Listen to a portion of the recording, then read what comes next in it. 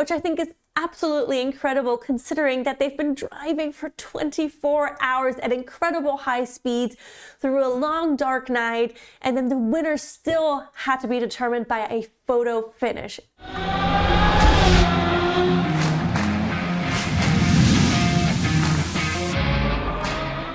Hi guys, and welcome back to another episode of the Daily Racing Show here at RacePlazaMedia. Today, I'm going to talk to you guys about the Rolex 24 at Daytona. As per usual, once we talk about a new series, a new championship, I'm going to cover what, when, where, and some other things that you might find interesting, that I definitely found interesting, that I wanted to share with you guys. In case you didn't know, the Rolex 24 at Daytona is historically one of the three legs of the Triple Crown of Endurance, meaning there's the 24-hour at Daytona, there's the 12-hour at Sebring, and then there's the 24-hour at Le Mans, which are the three historically most difficult endurance races. As the name already says, it is a 24-hour endurance race. So the drivers will drive continuously for 24 hours. There's a minimum of 3 drivers per team, up to 5 that take turns during those 24 hours, but they cannot switch the car. So they drive the same car for the whole time. This year, it's the 62nd Daytona 24. So it's the 62nd year this is happening, and it's happening at the Daytona Speedway in Daytona, Florida. It is 3.56 miles long. So one lap is 3.56 miles, and it is wintertime here. So the long nights are a thing. So, of course, as we know in Le Mans or some of the other endurance races, they have lights up at night, but it is still notoriously tricky to see because the lights are apparently only at 20% that I read, which is wild. Driving at night is already crazy. I personally don't like driving at night, so doing that for hours and hours on end at high speeds is mind-boggling to me. The Rolex 24 typically happens the last weekend of January or the first weekend of February, and it kicks off the IMSA, so the International Motorsport Association's a sports car challenge championship year. So it's the first race of the year. It's 24 hours long, so it's quite a big thing to start off the season with. I'm super excited to see it. If you're here in the US, you'll be able to watch it on Peacock starting Saturday, January 27th at around 1:30 p.m. This year, we're going to have 60 cars participating in 4 different categories. The first category is the GTP, the Grand Touring Prototype, which has a top speed of around 202 miles per hour. It has a hybrid V8 engine, and it is classified to drive as part of the World Endurance Championship at Le Mans, and then of course here at Daytona as well.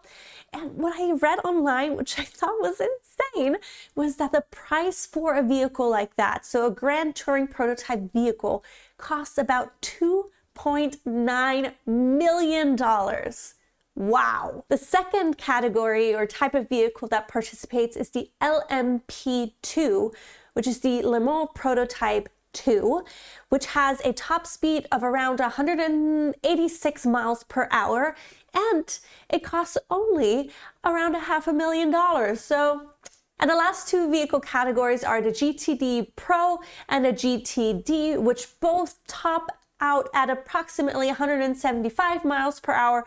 Now that we've covered what, when, where, let's talk about notable drivers and notable events in history of the Rolex 24. Last year's winner of the Rolex 24 was, of course, part of the GTP category since they're the fastest vehicle type on the track, and it was part of the Meyer-Shank Racing team driving an Acura RX-06.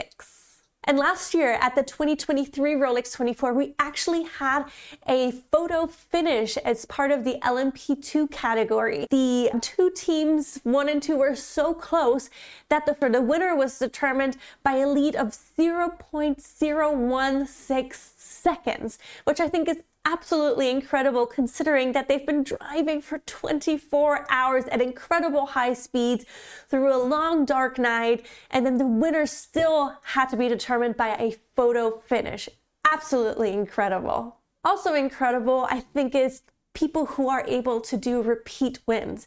And there's two gentlemen that have been able to win the Rolex 24 5 times. Hurley Haywood and Scott Pruitt won the Daytona 24-hour endurance race 5 times, which is absolutely incredible.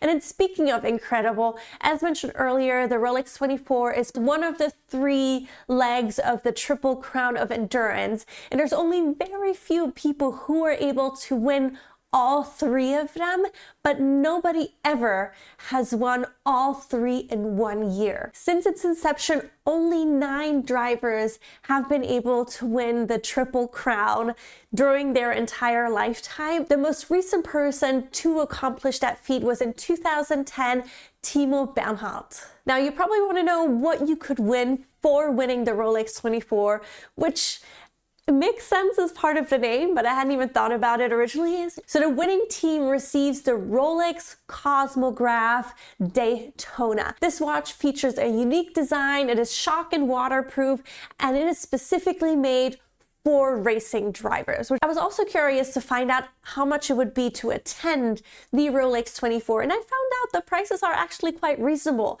So there's 4 and 2 ticket events because there's a couple other races also happening during the Rolex 24 outside of the actual endurance race. The 4-day ticket is $120 and a 2-day ticket is $85, which I think is very reasonable, especially considering all the racing that is actually happening. First off, we have the Mazda MX-5 Club. They take a complete road car of an MX-5 and they add a rolling cage to it. They add another 250 motorsport specific pieces to it, and then they race that on the track, which I think is also very, very cool. And then the winner gets the prize money. There's also scholarship money that comes out of it. So that's the first stop of the MX-5 Cup as well.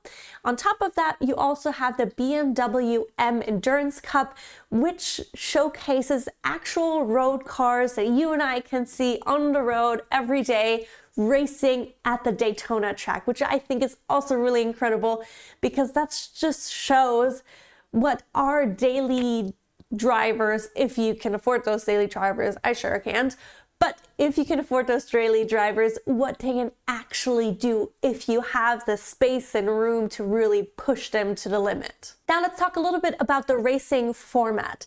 Of course, there's practice sessions for all the drivers and the vehicles. For qualifying, there's 20-minute sessions for GTP categories and 15-minute sessions for the remaining ones. All of them have the same rule that only 1 driver can participate in the qualifying per team, and they don't have to drive the entire session, and the fastest time, of course, puts them on the starting grid according to the others in their categories. What I also found really cool, once the starting grid is determined for the race, all the cars line up, and then people, the audience, get to walk the grid and look at the vehicles close up and see everything. I'm sure they will run into some of the drivers or other members of the teams, and I thought that was really cool that people get the opportunity to be really up close to the vehicles, to see them, probably not touch them, but at least get a really up close look of what the cars look like, the sizes, and all those things. As you can probably imagine, there's going to be plenty of pit stops in the 24-hour race,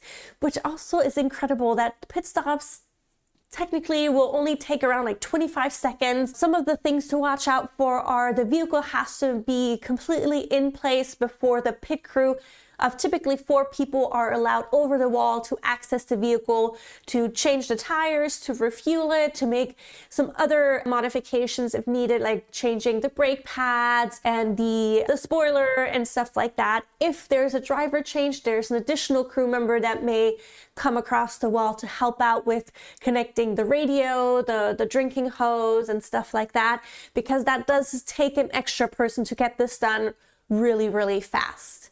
So I'm definitely going to keep an eye on it because lots can happen during a pit stop. I mean, lots can happen, period, during a race, especially a 24-hour race. It is exhausting. I mean, I don't envy these people.